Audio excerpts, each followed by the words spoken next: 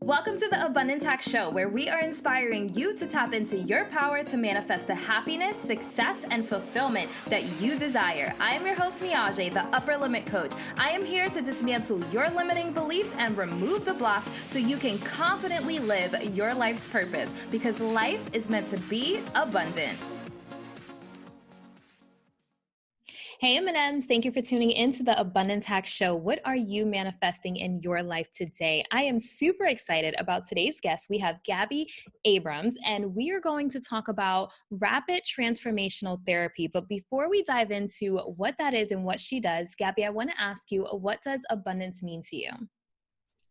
Abundance to me means that there is always an endless and limitless supply of whatever it is that you want and need, and that all of your decisions can be made from that place and not from a place of lack. It means no competition. It means no money worries. It means that the universe will always provide whatever it is that you need. I love it. I love it. And I love that you said no competition. So I've been doing this podcast for a little over a year now. And every time I ask that question, it's always a different response. And no one's ever said no competition. So I love that. Oh, good. Yeah. So tell us about you. Who is Gaby? So I am a former lawyer turned entrepreneur, and now I am a rapid transformational coach. So I help women uncover and rewire their subconscious blocks so they can have more income and more impact. And it is funner than practicing law. I live in Miami with my husband, and I'm a boy mom. I have 2 little boys under 5. I love it. I love it. So I want to get into more of your personal story. So what got you into rapid transformational therapy? So in 2015, I had my first son, Levi, and I started my own business. And I pretty quickly grew that to 6 figures.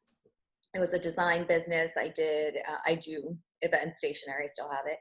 And I really, really learned how important mindset was for entrepreneurship and how majorly the subconscious blocks that we have show up in our businesses, in our day-to-day lives. And I realized all the ways that I was keeping myself small, and I just wanted to stop living like that.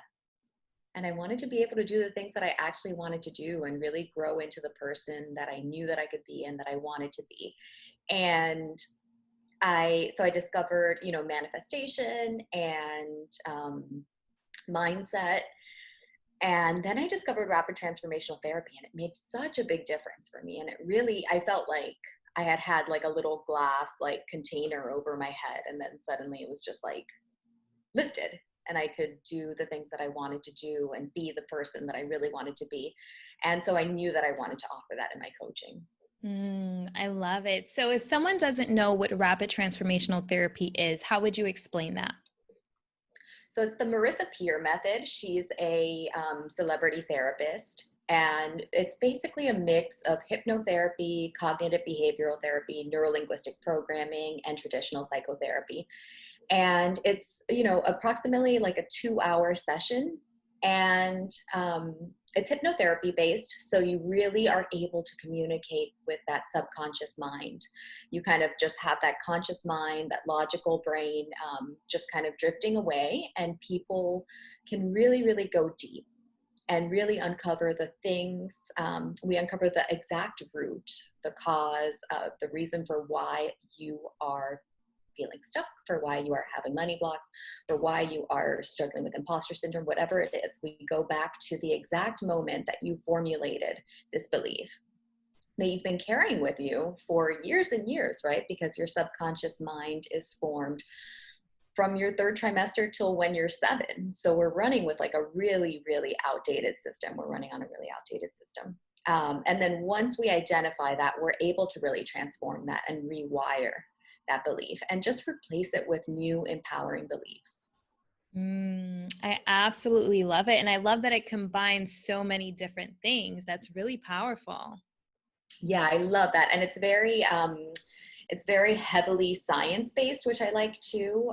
It's really rooted in neuroscience, and also a lot of that, what we think of like as woo, like the mindset, the manifesting, it all plays in together so well.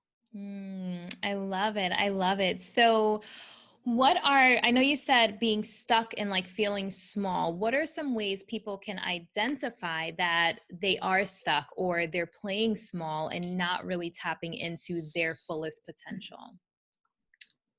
I would say, the first sign is unhappiness, Hmm. is just that feeling of feeling unhappy, of feeling dissatisfied and not knowing why. And it's usually because you're not doing what it is that you want to do. Not doing what you want to do is one of the leading causes of depression. So if you're really struggling with that feeling like you're not living the life that you want to be living, you're not aligned with your true purpose, you're not really stepping into yourself, showing up as your best self, that's usually the first sign. Mm. Yeah. And I know that when we first connected about RTT, we were talking about a victim mentality. And one of the things that I've realized about that is a lot of people don't recognize they have a victim mentality. So, can we dive into that a little? Yeah, absolutely. It's really tough because people will get into a cycle and it's usually rooted in, and something like that, right, has really, really deep roots.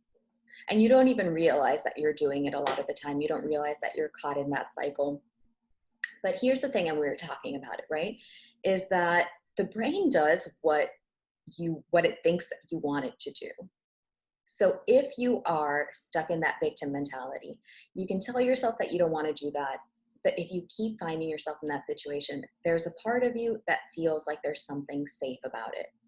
Because your brain only does what it thinks that you want it to do, and it wants to keep you safe. It wants to keep you pain free. So somewhere along the way, those like neural pathways got messed up, and you came to associate that feeling with feeling safe, with feeling protected, with feeling something that is a good feeling. And that's what keeps people stuck in that cycle, right? Because then they can tell themselves, I don't like this. I don't want to be doing this. But there's another part of them that is scared about the alternative, right? That's scared about changing because maybe it's all that they know. Maybe it's, what they saw growing up. Maybe it's a part of it that keeps them from having to make their own decisions, from having to really grow, right? Which can be scary sometimes. It really varies, but there is always a part of you that feels like there's something safe about it. Completely. I 100% agree. I think that, we have a defense mechanism, or David Goggins says, there's a specific word that he uses where something kicks in. So just like a car, if you're driving a car, you drive it typically 60, 70 miles per hour, but a car is actually capable of going, 140 or Mm-hmm. more. And something kicks in where it's like, okay, slow down, because it's a protection, but we're Mm-hmm. actually only operating at 40% and we have another 60% to go. But it's like something that kicks in and says, hey, like warning, like danger, danger, trying to Mm-hmm. keep us safe, because we want to be safe. We don't want to push too hard or be hurt or be in pain. But I personally believe that we are selling ourselves short and we're blocking the abundance that the universe has in store for us, because there is another level of success. There is another level of love. There is another level of passion and excitement. So if we stop at that 40%, we're robbing ourselves of magic. Mm-hmm. I totally agree with you, and it's so interesting because there's always this point in the session. It's funny. I'm hearing you talk, right? And when you talk to people like that, the logical side is saying yes, yes, but. That's what I always hear. And then in the sessions, once you strip away that logical, that conscious mind, and you're really just communicating with the subconscious, people are so open-minded Mm. and really, really willing to change, right? That subconscious mind really, really wants to be communicated with, really wants to make those shifts, right? We just don't know how to communicate with it. So stuff like this, it's interesting because when I'm in an RTT session, these are the breakthroughs that people have, right? Is they realize like, oh, the thing that I've been telling myself that I don't want, I actually really have been wanting. Mm-hmm. It's the thing that's been protecting me, right? It's the thing that's been keeping me from being, getting in trouble, or, there's always that feeling of you're going to do something wrong and get in trouble. It's always kept you from pain, right? From heartbreak, from whatever else, right? Disappointment, failure. It's been keeping you safe all this time. Mm-hmm. Yeah, I think that there's subconscious blocks that come from some sort of trauma. And Hmm. then we have subconscious blocks that come from just like social norms and limiting beliefs that you hear throughout your life. So one of the things that I feel like I was taught like as a child is kind of expect the worst, like don't get too excited because you'll jinx it. And Hmm. so what that's doing is putting a cap on how excited we allow ourselves to be. And there's so much guilt that blocks us from the things that we truly desire. So how do you feel about that? Oh, 100%. That's such a powerful one. And there's always that fear of success runs so, so deep, because there's always, since such a young age, we've been trained, and our parents do it a lot to protect us, right? Like, don't get ahead of yourself. Don't put the cart ahead of the horse. Don't, count your chickens before they hatch. There's a million different expressions that mean the same exact thing, which is don't get your hopes up, or, what goes up must come down. Wait for the other shoe to drop. It's so, so deeply ingrained in our psyche, that belief. And that's one of the most powerful beliefs to shift that I see in sessions, right? And it's really, really hard because it is so ingrained. It's like you're saying, first of all, it's, usually a result of some kind of trauma, really, too, right?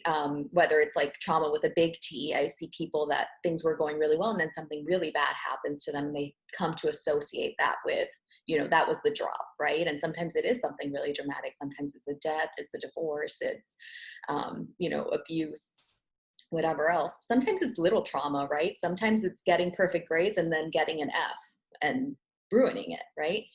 And then also there is that other angle, like you're saying, where it's something that society is just really pounding into you, right? So that's a really powerful one to shift, and that's a big, big breakthrough. Yeah, the thing that helped me challenge a lot of these beliefs is my belief in the law of attraction. If we are expecting the worst, or expecting that shoe to drop, or expecting, okay, too much good is happening, so something bad must be about to happen, you're actually drawing that to you because of law of attraction. So how would you say law of attraction plays into part with RTT? 100%. So it's funny that you say that. I have a mentor who I was talking with her, and she was like, Gabby, you are the shoe. You are the shoe. And I was like, oh my God, I am the shoe. I totally am, because you are waiting for that other shoe to drop, right? And then you sabotage yourself.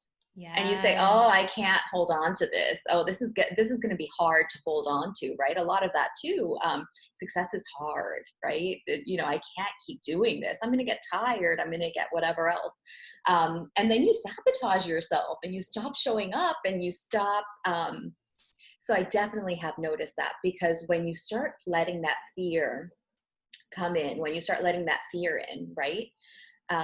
You stop showing up as powerfully. You stop attracting the things that it is that you're saying that you want to attract, right? You're not putting yourself out there. You're not selling. You're not sharing your story. You're not whatever else, all the things that we have to do to keep our businesses afloat, to get the things that we want to get, right? Maybe, if you're dating, you're not meeting people, you're not going out.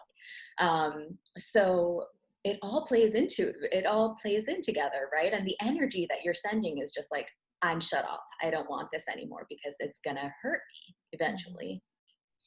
And the Yeah. universe reads that energy. Yeah, it's so powerful. So, is rapid transformational therapy something that people can do online, or does it have to be in person? I do all my sessions via Zoom, Okay. especially these days, because it's very easy to do, since it's mostly talk based. So it's very easy to do via Zoom. And obviously we've all had to make adjustments to our businesses in these times. Yes. So you can do it in person or you can do it online. Most of my sessions have been online for obvious reasons. And I think that they'll continue to be because I have clients all throughout the world. So I think I'll keep doing it via Zoom. And yeah, it's definitely something that you can do online. And how many sessions would you say it would take? So if someone's suffering from like severe trauma versus something a little more simple, like money blocks, for example. So how many sessions would you say it takes to see some type of transformation or progress? So in general, I deal with female entrepreneurs, and most issues will usually require one session to totally eliminate and transform that belief. Of course, it's the sum of a lot of different issues. And I try not to be too, I made the mistake in the past of saying, oh, this will be something really easy, where it's someone that just, has a fear about some sort of visibility block or something. And you assume that it's going to be easy. And then it's very, very deeply rooted in something big, So I try not to make that assumption. I tell people 1 to 3. Complex PTSD is very, very, very complicated. It's a lot of trauma that plays into that, a lot of issues all playing in together. So in general, that would be more like 3 sessions. That would be a lot of ongoing work, right? If you're someone who has had a lot of complex trauma. Mm. But for something like, imposter syndrome, for something like money blocks in general, things like that, usually 1 session is enough. Yeah, so there's 3 things I want to dive into. So imposter syndrome, money blocks, and love. So, because I feel like all 3 definitely tie into, how we show up in our businesses, how we show up in a world. So as far as imposter syndrome, I've done an episode on this, but I want you to explain how you define imposter syndrome. So imposter syndrome shows up in a lot of different ways, but basically it's that feeling like you are a fraud and like you're not qualified, or that the other shoe's going to drop and someone's going to come up to you and say, list out your qualifications. Those aren't enough, and kind of put you back in your place. Or the sense that you don't deserve the things that you want, right? That you are delusional for thinking that these things are available to you is a big word that I see coming up for the women that approach me. I just feel delusional thinking I can do this. I feel delusional thinking that this success that I want is actually available to me. And then money block, same, and love, the same, right? It all comes down to that feeling of deserving and that feeling of, that feeling of self-worth. Yeah. And deserving the things that you want. So what would you say would be some root causes of imposter syndrome? By far, the root cause that I see the most is some sort of, so there's 2 different kinds of trauma, right? There's like trauma with a big T and there's trauma with a little t, I say. And, big T trauma is abuse, neglect, divorce, death, the big things. Trauma with a little t is all the little things that made you feel like you weren't enough at some point in your life, or that made you question yourself, failing a test, getting spanked, getting grounded, whatever.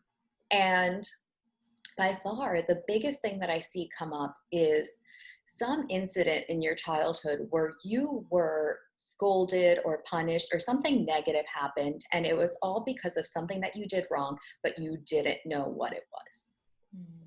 And that leads you to grow up to be an adult where, then the rest of your life you carry this belief, like, I don't want to do things. I don't want to risk this again, right? I don't know what I did wrong. What if I do it again? And then you keep yourself stuck in inaction, and you become an adult that hesitates to act on the things that you really want because you are so fearful of this punishment, right? So I think spanking comes up in almost like 90% of my sessions. A spanking incident. And sometimes it's the only time that it's sometimes it's not even an abuse kind of situation, right? It's just a one-off spanking, but it's really, really traumatic for a child because they tend to not understand what it was that they did wrong. And so in their head, there's some sort of belief like, I did something wrong. I'm never going to know what that is. It's safer for me just not to do things. Mm. and they get stuck in this cycle of inaction for that reason. So I think that that's the number one. And sometimes it's also not spanking. It can be, failing a test, and that embarrassment, having to read out their test score and being the person with the lowest test grade, um, getting caught cheating, something like that, where you were really caught doing something wrong. And there's always that fear of doing it again. And cheating, when you're a little kid, is such a normal kind of feeling, right? Like you want to know that what you're doing is okay. You're second guessing yourself. You're small. You don't know. Isn't it nice to like check your answers against your friend? It's not like you're doing it maliciously, right? So getting in trouble for things like that usually will lead to pretty long-term psychological effects. Mm. So RTT is getting like really to the root of the pre-programming that we picked up in our Mm-hmm. childhood. I love it. Yeah, because so many people are not aware of what it was that caused them to have the blocks that they have. So this is like a Exactly. deeper root. Oh, I love it. I love it. Exactly. And it's really powerful because people will come to me and they say, oh, I know where this came from, right? I had a narcissistic parent. I know where this came from. I had a really abusive childhood. I know where this came from. I wasn't the favorite. Little things like that. And then in the session, we can actually pinpoint like the exact moment that you Wow. formulated this belief. And sometimes, they'll go back to being 3 and doing something, or go back to being 2 and having this feeling. And it goes back to like the exact moment that you formulated this belief that you've been carrying now for decades. Have you ever thought, who am I to write a book, start a podcast, or create an online course? Have you ever been hesitant to share your gifts with the world because you were afraid of what people would say or think? It is time to stop hiding your magic from the world.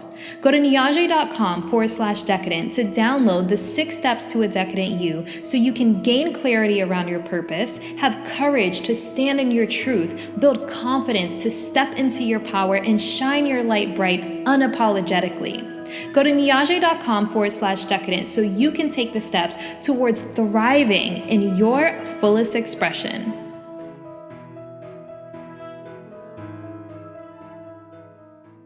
And so for money blocks, I know that we talk about money blocks on this show all the time. And a lot of it comes from like parents saying money doesn't grow on trees and Mm, stuff like that. So you build this subconscious belief that money is hard to come by, which as an adult, if you believe that, that's what you attract. So what are some money blocks that you've seen in your sessions? hard work.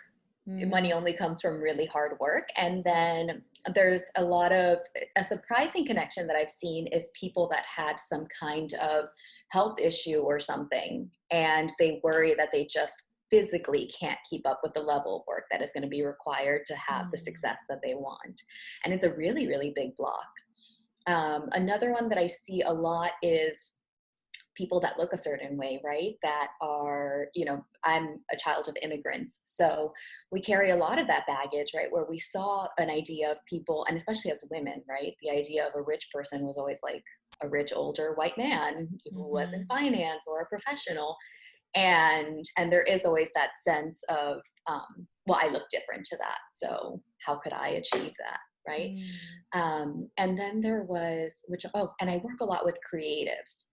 So another one that I see is the idea that you can't make money doing something creative, that only professionals make a lot of money. Artists are bound to struggle, all these things that we've been carrying since childhood. And I try to help them see that we live in such a different world now. Mhm. And when people said that, they really believed it. And maybe it was true back then, right? Because maybe if you were an artist, maybe you had a big break, but maybe you were also just going to sell your art at art fairs for the rest of your life, right? Nowadays, there's so much that you can do with the internet and online businesses, and it's just a different world. I love it. I love it. So I definitely think that society contributes to the whole hardworking thing as well, because Mhm. it's so much like hustle, grind, grind, grind, like that's like pounded into us, especially as entrepreneurs. And then as far as creatives, like, yeah, there's a lot of people that don't feel like they can make the money that they desire with their craft. But I mean, the possibilities today are endless, like with the internet, being able to reach people across the world. But it's people really getting to those subconscious blocks to remove them, to see the possibilities, because it's like we have these like blinders on that don't allow us to see the possibilities out there. Yeah. And as women too, there's such a giant block between love and money. Mm. And this like really, really pervasive idea that you cannot have both. That you can either have love or you can have money, but making money is going to cost you your marriage, or making money is going to cost you, no man is going to want to be with someone that's successful, right? Mm-hmm. And or the idea that, if you have love, then why do you need money? That's for people that don't have love, right? So there are a lot of blocks that are tying money and love together specifically. Yeah. And, that's actually something that I've struggled with, is the subconscious block or limiting belief that, men don't want successful or powerful or strong women. And so I went through a phase of trying to like tone myself down, be a little more Mhm. gentle and subtle and sweet. Yeah. And so, but I was being something that I'm not. I have a very direct, strong personality. But it's, I'm sure that there was something in my life that, see, maybe I need to do a session. But I'm sure there was something in my life that contributed to that Hmm. belief. But society tells you that. Society Hmm. tells you that. Society tells you you're too much. Like, I actually just had a friend tell me like, "Oh, you can't text a guy too much. Like, dish it out to your girlfriends and then give him the condensed version because men are dumb." And I'm just like, oh, wow. Yeah. Like, these are the beliefs that people have, but it shapes our reality. So it's like, if you can see that your beliefs are contributing to your relationship and your business and the life that you desire, it's standing in the way. Like, we literally are the things that are in our own way because we are not taking inventory of our limiting beliefs and Mhm. blocks. Yeah.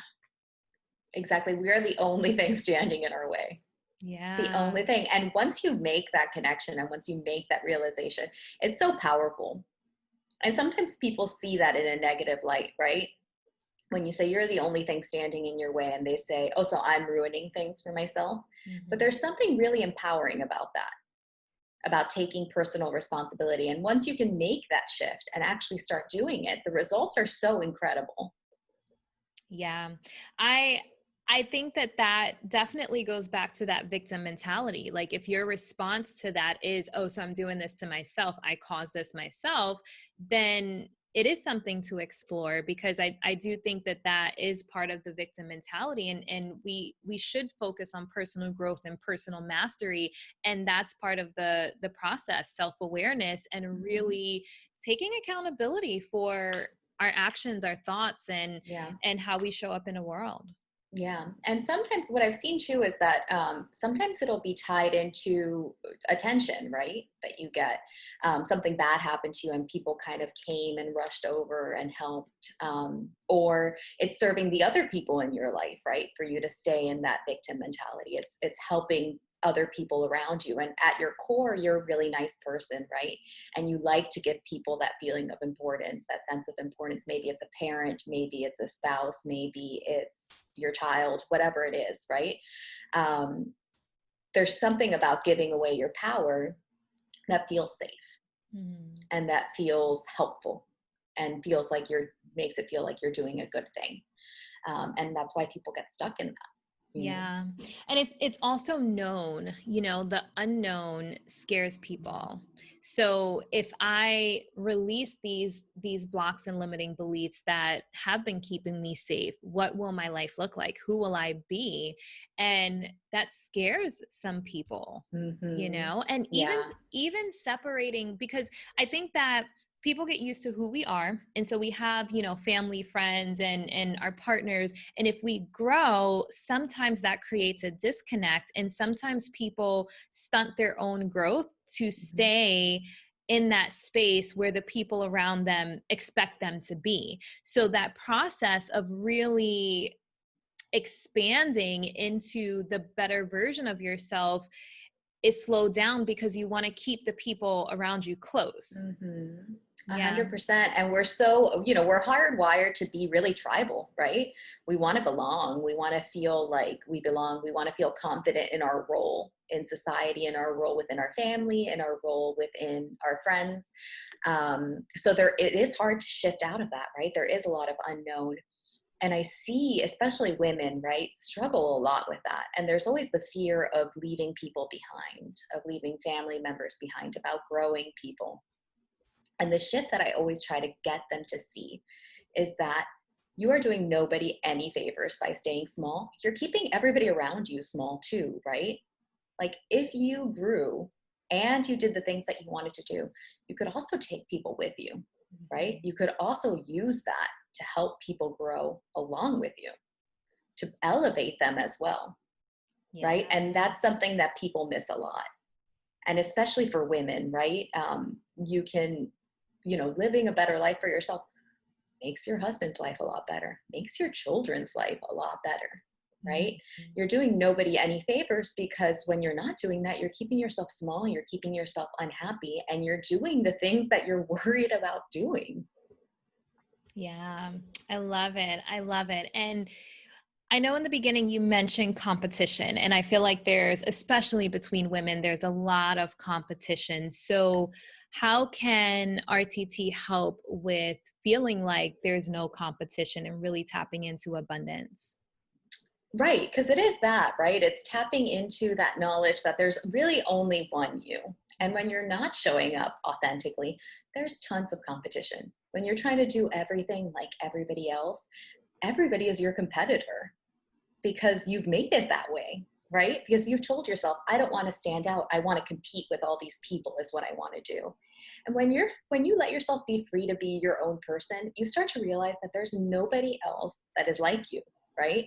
And coaches, there's a million coaches, there's a million people that are into manifesting, but you're going to say it the way that you say it. I'm going to say it the way that I say it. It's all about how your message lands with people, right? People can hear it thousands and thousands of times, and one time can totally shift their consciousness. So I feel like it's on us to just deliver our message in the most authentic way possible and kind of try to Yes. reach people that way.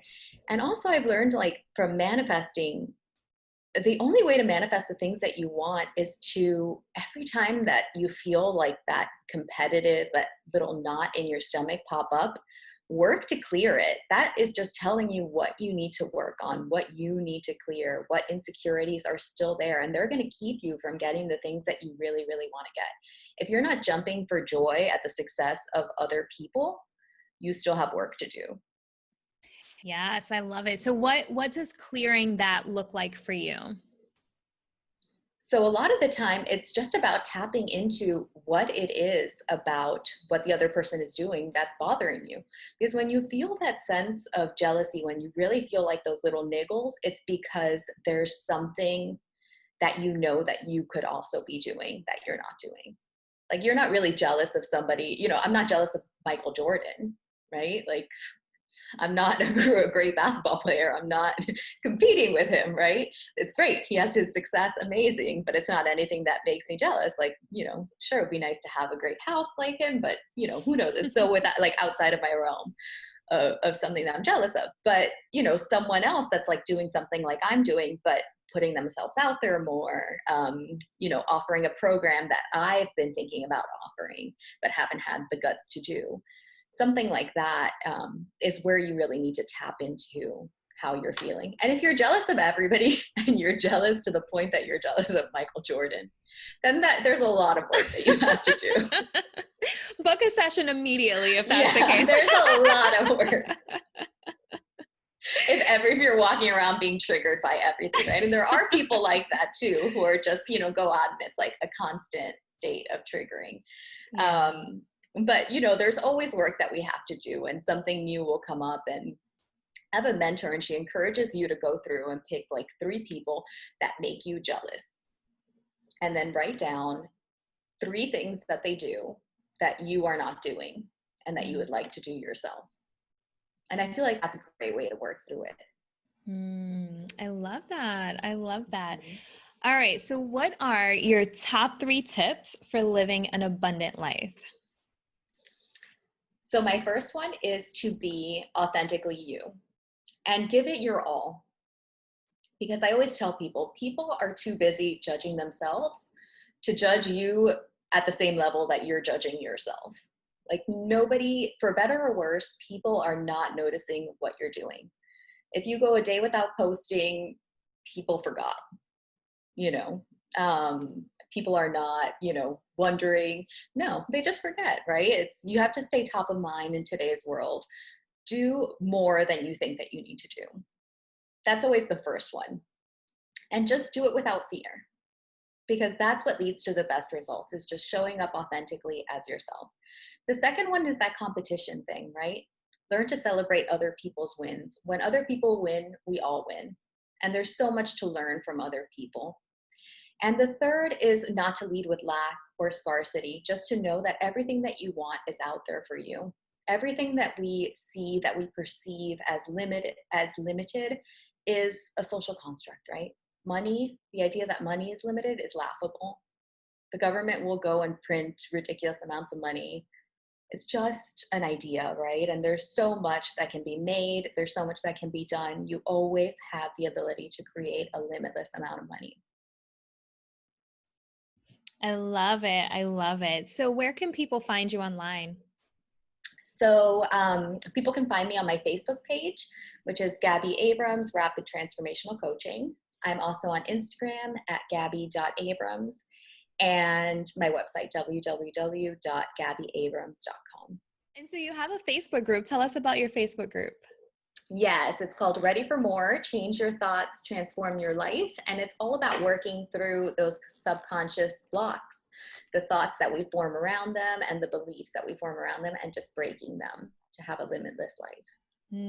I love it. I love it. Thank you so much for coming on. I think that there's so many golden nuggets here. If people can really just let this information resonate and really start to tap into that self-awareness and work on releasing those subconscious blocks, because there's so many of them, and your life will drastically change if you can release some of that pre-programming. So I love what you're doing. Absolutely. And when we talk about manifestation, it's funny because there's always like that first step, which is set your goals, tell the universe what it is that you want.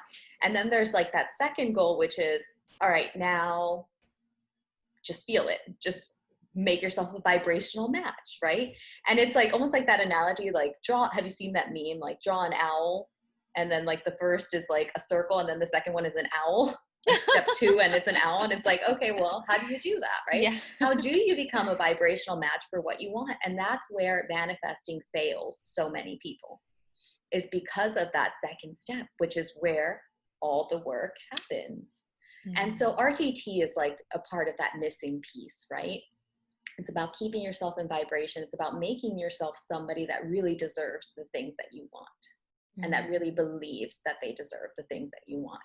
Yeah, I believe we all deserve our desires. It's believing that we deserve it, and that's releasing the blocks. So yes, if you are interested in an RTT session, definitely reach out to Gaby. She is doing amazing things, and I want to sign up for a session myself because I'm so fascinated with this modality. It's awesome. Yeah. Thank you again for coming, and until next time, be decadent. Thank you for tuning in to the Abundance Hack Show. I would love to hear from you. Leave your comments and questions, and don't forget to subscribe so you don't miss any of our yummy episodes. Every time you leave a 5-star rating or review, I do my happy dance.